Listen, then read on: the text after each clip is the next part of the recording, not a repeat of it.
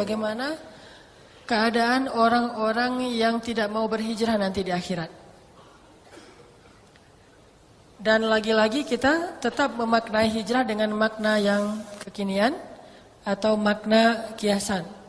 Orang-orang yang tidak mau mengubah kehidupannya kepada apa yang Allah perintahkan. Hijrah dari masalah pekerjaan, dari pekerjaan-pekerjaan yang syubhat atau haram kepada pekerjaan yang halal dan diridhai Allah dengan rezeki yang berkah. Hijrah status dari mungkin punya hubungan yang tidak diridhai oleh Allah. Setiap hari dia merasakan perasaan yang sebetulnya belum boleh dia rasakan. Setiap hari dia memikirkan seseorang yang belum boleh dia pikirkan. Setiap hari dia datang dan berkomunikasi dengan seseorang yang belum boleh terlalu dekat dengannya. Hijrah kepada keadaan yang lebih baik. Keadaan ketika semakin dia pikirkan semakin berpahala. Semakin dalam perasaannya semakin berpahala. Semakin dekat semakin diberkahi Allah. Memandangnya aja berpahala coba. Itu enggak ada dalam pacaran. Memandang orang yang kita cintai berpahala. Kalau pacaran memandang dosa. Disuruh menundukkan pandangan. Ngobrolnya sambil ngelihat ke bawah. Udah sholat tahajud belum? Ngelihat ke bawah. Atau kalau kita lagi jalan bareng gak saling bertatap-tatapan. Jadi kalau misalnya satu mobil, satu di depan ngedrive, satu lagi di belakang. Itu paling syar'i itu. Kalau nggak siap kayak gitu, nggak usah deh. Kalau perlu, kalau mobilnya 3 row gitu kayak Livina atau Mobilio, dia yang paling belakang. Sekalian jagain barang-barang gitu. Gimana barangnya? Ini paling belakang. Supaya menjaga jarak, jangan terjadi fitnah. Dan banyak-banyak berzikir, astagfirullah, astagfirullah, ya Allah lindungilah kami. Karena setan itu, wah itu lagi menggebu-gebu tuh semangat setan untuk menggoda kita. Sedikit aja ada pencetus langsung kita bisa batal. Beda dengan kalau sudah berhijrah dengan cara menikah. Memandangnya pahala. Mandang, alhamdulillah dapat 1 pahala. Pandang lagi 2 pahala. Pandang-pandangan 4 pahala. Kamu kenapa ngelihat-lihat saya terus? Saya pengen beribadah. Beribadah apaan? Dengan memandang kamu. Dan tahukah pahalanya sebesar apa? Sama dengan sholat 2 rakaat loh. Jadi kalau lagi males, kayaknya aduh saya mah lagi males sholat sunnah mutlak, mau mandang istri aja. Itu bisa, kalau pacaran gak akan dapat yang kayak gitu-gituan. Coba, mandangin fotonya aja berpahala, apalagi orangnya. Kalau pacaran, mandangin fotonya aja nggak boleh, apalagi orangnya. Kita liatin, kita ngobrol. Bukankah dalam hadis itu ketika saling memandang berpahala, kemudian ketika saling berkasih sayang berpahala, kemudian ketika mereka maaf masuk ke dalam kamarnya berpahala, dan malam itu diberkahi oleh Allah Subhanahu Wa Taala. Malam yang penuh berkah. Gak perlu ngumpet-ngumpet, curi-curi dan segala macam, gak perlu tipu-tipu. Karena udah halal. Kayak cerita saya kemarin, pulang sholat Jumat, ngapain pulang sholat Jumat buru-buru? Karena pengen cium kening kamu. Wah. Kalau belum halal, pulang sholat Jumat bingung, nih mau kemana nih? Pulang ke rumah cuma nggak ada siapa-siapa gitu ya. Pulang ke rumah orang, wah bisa bahaya. Jadi kan bingung pulang sholat Jumat. Aduh saya habis Jumatan tuh bingungnya mau kemana. Akhirnya nelfon teman, kita nongkrong yuk. Gitu lagi kan. Kalau yang udah halal, dia mah nggak pernah galau mau nongkrong di mana. Udah jelas tempat nongkrongannya. Di dalam surga di rumahnya. Yang dinanti oleh bidadari. Tinggal pulang, assalamualaikum, waalaikumsalam. Udah ditunggu dari tadi juga. Lagi khutbah dia udah nunggu di belakang pintu. Gitu. Lagi khutbah Jumat udah nunggu. Begitu buka pintu, assalamualaikum, waalaikumsalam. Langsung kecup keningnya. Ya Allah, rahmatilah hubungan kami. Jagalah hati kami. Dan jadikanlah dia pasanganku di dunia dan di surga. Luar biasa itu udah. Ada yang lebih dahsyat lagi tuh. Bangun tahajud. Bangun tahajud, begitu kita udah malam udah melek langsung bangun wudu, setelah wudu memercikan air ke wajahnya. Jangan 1 ember. Dipercikin. Memercikan air itu bukan bahasa, bukan cara yang kasar ya. Memercikan air itu romantis loh. Jadi mercikin air itu kalau Nabi itu diusap di matanya Aisyah. Jadi kayak facial gitu deh. Diusap di matanya Aisyah, bangun dong, diusapin. Terus dipercik-percik, kan manja tuh gitu. Apaan sih malam-malam dingin tahu? Nah kalau gitu besok malam air hangat dipercikin. Pokoknya yang lembut aja, air hangat. Waduh, makin nyenyak tidurnya air hangat nih gak dipijitin. Atau kalau perlu, kalau yang lebih keren lagi percikin airnya tuh pakai itu tuh. Pakai nano spray. Segar gini, kirain lagi di zam-zam segar gitu ya, pakai nano spray. Kenapa kamu pakai nano spray saya? Kan ikut sunnah Nabi memercikan air. Tapi pakai teknologi nano spray. Ini lebih dahsyat lagi. Udah gitu dipijit-pijitin jempolnya pelan-pelan supaya dia bangunnya nyaman. Begitu bangun azan subuh gak jadi sholat. Kelamaan soalnya ngebanguninnya. Disitulah indahnya, bayangin. Makanya Allah mempertanyakan, kok kalian udah tahu indahnya nikah? Enggak nikah-nikah juga sih. Padahal udah tahu, udah dipanas-panasin lewat Instagram, lewat taklim, enggak nikah juga. Sampai akhirnya malaikat nanya, Fima kuntum, kenapa kalian dalam keadaan seperti ini tidak menikah? Katanya mustad'afin ya Allah, enggak siap ya Allah, lemah, enggak punya pekerjaan. Bukankah ardullahi wasi'ah? Bukankah bumi Allah itu luas? Dan Allah berjanji di ayat yang ke-100-nya tadi, siapa yang berhijrah, Allah akan memberikan jaminan muraghaman katsiran wasa. Banyak jalan keluar dan kelapangan, itu janji Allah untuk orang yang berhijrah. Enggak usah khawatir. Dan saya yakin yang di atas tuh semuanya udah pada siap. Tinggal datangnya kapan gitu. Mereka mah udah siap dari dulu juga. Ya teh. Dari dulu juga, kapan Ustadz kalau nggak ada yang datang? Kan nggak mungkin mereka datang duluan. Tembak aku dong, kan nggak mungkin. Itu mah nggak keren banget. Makanya kita yang harus cowok berani datang. Terus kamu datang pakai apa? Saya bawa Allah. Wah, ini ngeri nih. Modal kamu apa? Allah modal saya. Jaminannya apa? Allah sebaik-baik penjamin. Saksinya Allah yang akan menyaksikan. Pokoknya saya ngandalin Allah aja. Bismillah, ayo kita berjihad. Allahu Akbar gitu. Akhirnya calon mertua juga ikut takbir. Wah, kenapa saya jadi ikut-ikutan nih? Udah deh. Masih ingat, ini buat calon mertua ya. Belajarlah dari Sa'id bin Musayyib.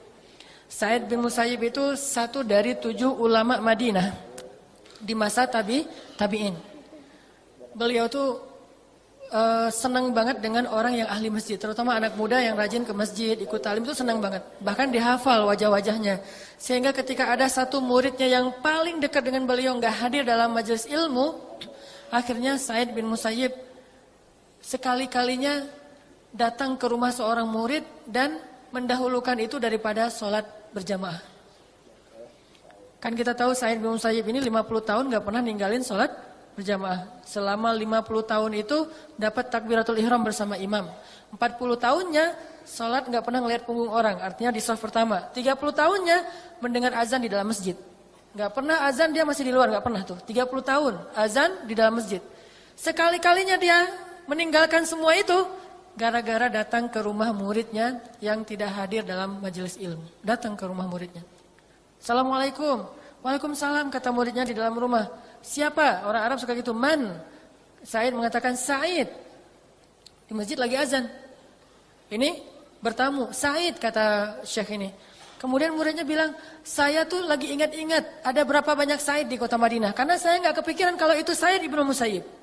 Saya ingat semuanya, Sa'id bin ini, Sa'id bin ini, Sa'id bin ini, ada 10 Sa'id. Semuanya saya ingat kecuali Sa'id bin Musayyib. Kenapa? Gak pernah menduga kalau itu Sa'id ibnu Musayyib. Soalnya Sa'id ibnu Musayyib itu gak mungkin pergi ke rumah seseorang ketika azan. Gak mungkin.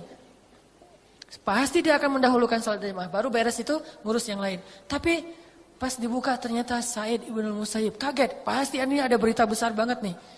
Lalu Sa'id ibnu Musayyib bilang, wahai anak muda, kenapa kamu tidak hadir dalam majelis ilmu? Saya kurang sehat ya Syekh. Kamu tidak punya pendamping? Tidak punya. Salamin saya. Ya. Apa ya Syekh? kamu akan menikah dengan putri saya. Langsung tuh, wah ini mertua keren banget kalau kayak gini. Tunggu di sini kata Syekh Said. Langsung pergi ke masjid, sholat dulu, selesai sholat, langsung balik bawa putrinya dan bawa 2 saksi. Ditodong coba, nikah todongan. Ini benar-benar bukan on progress ya, udah langsung nih. Bawa saksi, bawa putrinya. Nggak tahu gimana cara ngebujuk putrinya juga ya. Orang dulu mah soleha, jadi nggak perlu lihat dulu. Boleh lihat Instagramnya dulu, nggak perlu gitu. Udah langsung aja. Datang, nama muridnya siapa gitu, ya Muhammad misalnya. Udah dibukain pintu, masuk semuanya ke rumah, salamin. Saya nikahkan putri saya dengan kamu, dengan mahar, hafalan Al-Quran yang kamu hafal dan seterusnya. Saya terima deh. Saya terima. Mungkin awal-awalnya dia masih kagok-kagok gitu. Saksi-saksi bilang, sah tidak sah. Kenapa? Soalnya nggak bersambung kan gitu ya, suka gitu ya. Makanya pas nikah saya mah juga karena takut nggak sah. Udah modalnya kurang, nggak sah pula kan. Ya udah saya pakai teks aja deh. Ustadz menikahnya pakai teks loh. Jadi pas saya terima nikahnya, ntar nih di scroll dulu. Jadi Said Musayyib langsung mengakadkan putrinya, kemudian diterima hari itu juga dia nikahkan putrinya dengan muridnya. Gampang urusannya. Gak bertele-tele ya, bikin kartu undangan dulu, ikhtilaf dulu warna kartu undangan. Yang cewek pengennya girly warna pink, yang cowok pengen street warnanya hitam abu-abu. Terus yang mertua pengen misalnya di gedung ini, yang kita pengennya di gedung itu. Lama sekali prosesnya. Untuk berhijrah saja lama. Allah mengatakan muraghaman katsira, banyak kemudahan. Wasa'ah, banyak kelapangan. Allah itu melapangkan kita untuk berhijrah. Tinggal hijrah aja. Ganti aja status. Saya sering bilang nikah itu sebetulnya bukan masalah sama sekali. Bukan masalah sama sekali. Jadi orang gak perlu mempertimbangkan untuk nikah. Hanya perlu memilih. Mempertimbangkan mah gak perlu. Memilih aja. Ini nikah gak ya? Nikah ya gak usah nikah. Cuma tinggal pilih. Memilih dengan istikharah, minta istiftah kepada Allah, ya Allah, ikatkan hati saya kepada orang yang tepat. Segampang itu sebetulnya. Datang aja. Orang kita niatnya pengen ibadah kan? Assalamualaikum, waalaikumsalam. Ada apa ya dek? Saya pengen ibadah pak.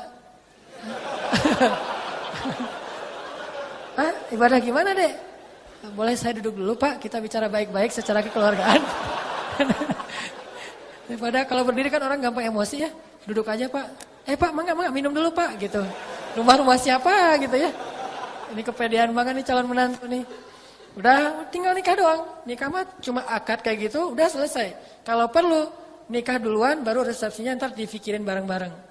Saya dulu ketika di Kairo nikahnya resepsinya sekitar 6 bulan setelah kita nikah. Yang penting nikah aja dulu. Kita jalan-jalan kayak 99 cahaya di langit Eropa gitu deh. Kan nikahnya di luar negeri tuh. Nikahnya pun saya di Mekah, istri saya di Kairo. Jadi nikahnya enggak barengan. Istri saya di Kairo nunggu-nunggu gitu. Siangnya dia tanya, nanti malam jadi, sabar ya gitu. Lalu telepon ya. Saya udah di Saudi waktu itu lagi haji. Selesai mertua saya haji, wah baik-baikan tuh sama mertua. Begitu dia datang dari Indonesia turun pesawat, langsung saya tunggu di bandara. Begitu dia naik, langsung saya tunjukin jadi gaet dadakan. Langsung jadi gaet, saya tunjukin sehingga mertua saya ngeliat, wah ini bener nih calon menantu yang ideal nih. Nggak tahu deh kalau saya minjem duit anaknya 5 juta. Udah gitu, pas udah selesai kan nggak boleh menikahkan ketika sedang berhaji ya. Selesai haji semuanya, udah Arafah, udah Tauhid Ifadah udah beres. Langsung saya minta manggilnya Abah. Abah, kapan atuh acaranya gitu. Oh iya sebentar saya mau ngambil umroh dulu. Aduh, umroh lagi deh. Lama ini. Nunda lagi 1 hari. Hari yang kedua, Mbah udah bisa sekarang. Oh iya ayo kita ke Masjidil Haram. Selesai tawaf sunnah, langsung naik ke satu pojok masjid. Saya nikahkan, saya terima nikahnya. Langsung telepon. Panggilannya, hai sayang, udah berubah. Kalau belum nikah, ukhti. Nah gitu tuh panggilnya. Kalau orang Mesir mah ya. Kalau di sini mah sis gitu ya. Ukhti mah sis. Pertama sis, habis itu jadi bebek. Ini karena udah berubah status. Langsung dia hore-hore gitu di Mesir. Dia pas dapat telepon, alhamdulillah kita udah sah. Wah itu luar biasa. Dia langsung sujud syukur, selesai sah. Sama teman-temannya cuma makan beberapa butir kurma. Ala mahasiswa gitu. Saya udah selesai aja gitu, udah beres. Kayak maaf, sesederhana itu kayak disunat doang tuh. Cepet banget, udah selesai. Pulang ke Kairo, sebulan kemudian baru pulang ke Kairo, kita langsung malam pertama ketemu tuh masih belum bisa satu rumah karena kita masih berstatus mahasiswa dan punya asrama masing-masing. Jadi kita ketemunya di ruang untuk tamunya asrama. Saya jadi tamu gitu datang. Wah, ini istri saya lagi datang mendekati saya gitu. Pas udah dekat, kita makan di mana sekarang? Ya udah kita ke yang dekat aja. Tempat pertama kita ketemu di kebab Turki. Kan dulu gara-gara di kebab Turki itu kan saya salah ngambil plastik teh. Salah ngambil kantong jadinya ternyata kantong punya calon istri saya. Tapi bukan salah beneran, salah disengaja. Kita makan di situ aja kebab Turki sama ada namanya kibdah. Kibdah itu roti di dalamnya itu kasih hati. Nah, karena kita main hati jadi makannya makan hati. Nah, makan di situ udah gitu pulang masing-masing ke asrama. Bayangin udah nikah, pulang ke asrama. Itu hal yang paling menyakitkan. Udah nikah masih suruh pulang sendiri-sendiri ya. Itu paling menyakitkan dalam hidup saya tuh. Bersabar, seminggu kita ngurus untuk surat-surat resmi biar boleh keluar dari asrama seminggu. Bayangin bersabar seminggu. Ya gimana lagi ya, tahajud aja tiap malam. Karena ini udah lebih berat daripada jomblo. Jomblo udah jelas, udah puguh gitu ya. Kalau ini nggak jelas gini nih statusnya nih. Kita udah halal loh, iya sih. Terus gimana dong? Ya gitu deh. Akhirnya nggak. Setelah seminggu akhirnya kita nyari kontrakan, nemu kontrakan yang alhamdulillah Allah mudahin banget. Kontrakan yang biasanya harganya sekitar 1.000 pound itu 3 juta, kita dapat 400 pound, 1 jutaan lah. Untuk 1 tahun. Itu murah banget dan ada 3 kamar. Sementara kita cuma berdua. Udah aja pas masuk kontrakan, kita dimudahin banget sama Allah, udah jalan-jalan keliling-keliling Kairo, ke Hurghada, ke Alexandria, ke Benteng Salahuddin, ke benteng ceritanya. Terus ke piramid, wah keliling-keliling aja sampai ada adegan kejar-kejaran tram gitu kayak MRT kalau di Singapura. Jadi karena memang kita baru awal nikah, belum terlalu kenal karakternya. Saya orang Aceh lagi waktu itu masih Aceh banget lah ya, masih ngomongnya mah belak-belakan, jelep gitu. Dia orang Jawa yang ada tata keramanya. Pas saya ngomong menurut saya nggak kasar, menurut dia kasar. Kok ngomongnya gitu sih? Apaan? Emang ada apa gitu? Saya nggak ngerasa kalau saya salah. Emang masalahnya apa? Dosa saya apa? Kayak gitu-gitu. Sosok sinetron gitu deh. Dosa saya apa? Kamu nggak tahu dosa kamu? Udah kamu gitu panjang akhirnya. Udah aja. Padahal waktu itu mau ke kebun binatang. Akhirnya dia naik kereta. Kebetulan keretanya itu bukan MRT yang cepat kayak di Singapura. Dia kereta dalam kota yang lambat banget gitu. Jadi kita jalan juga sama dengan dia. Cuman kan malah saking lambatnya tuh. Mungkin kalau di film-film di Jerman juga ada kereta kayak gitu yang di tengah kota lambat. Nah naik itu udah di gerbong paling depan. Saya kan di belakang. Tadi masih ngambek-ngambek gitu. Akhirnya aduh ketinggalan sendiri. Kejar juga. Kejar tapi gerbong belakang. Jadi kita di jendela gini-ginian. Lihatin. Dia turun nggak ya? Dia turun nggak ya? Kalau dia turun, saya turun. Kalau dia nggak turun, saya tungguin. Begitu dia turun, saya langsung turun.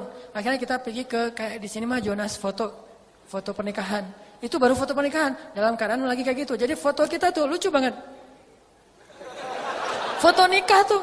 Orang lagi bahagia tapi wajahnya bete gara-gara tadi ada yang keliru. Terus kita jalan lagi lihat Sungai Nil, kemudian makan jagung bakar di pesisir Sungai Nil. Wah, 99 cahaya langit Eropa. Saya nonton itu, saya mah udah ngalamin. Sesederhana itu. Tapi alhamdulillah Allah kasih rezeki karena saya di Saudi juga selain haji juga jadi pekerja. Karena semangat nikah teh kerjanya apa? Jadi kuli travel. Ngangkut koper jamaah haji, saya angkutin. Dulu saya nggak gini, lumayan dulu tuh mah. Karena sering ngangkut koper, ngangkut koper yang beratnya itu paling sedikit 25 kilo kan. Ngangkut ke lantai 5, nggak boleh pakai lift karena lift buat jamaah. Jadi kita pakai tangga naik, ngangkutin, turun lagi. Kalau lagi ada jamaah yang membludak, kita ngambil tempat tidur yang dari besi itu. Dan itu dibawa sendiri, bayangin tempat tidur besi itu bawa sendiri, pelan-pelan naik tangga, jam 2 malam, datangnya jemaah haji, ayo bangun, ngangkat tempat tidur, ngangkat, demi mengubah status hijrah. Ternyata Allah mudahkan, akhirnya uang 5 juta tadi menjadi 10 kali lipat, hiduplah kita di Mesir beberapa tahun, tanpa bekerja, main-main aja kerjaannya.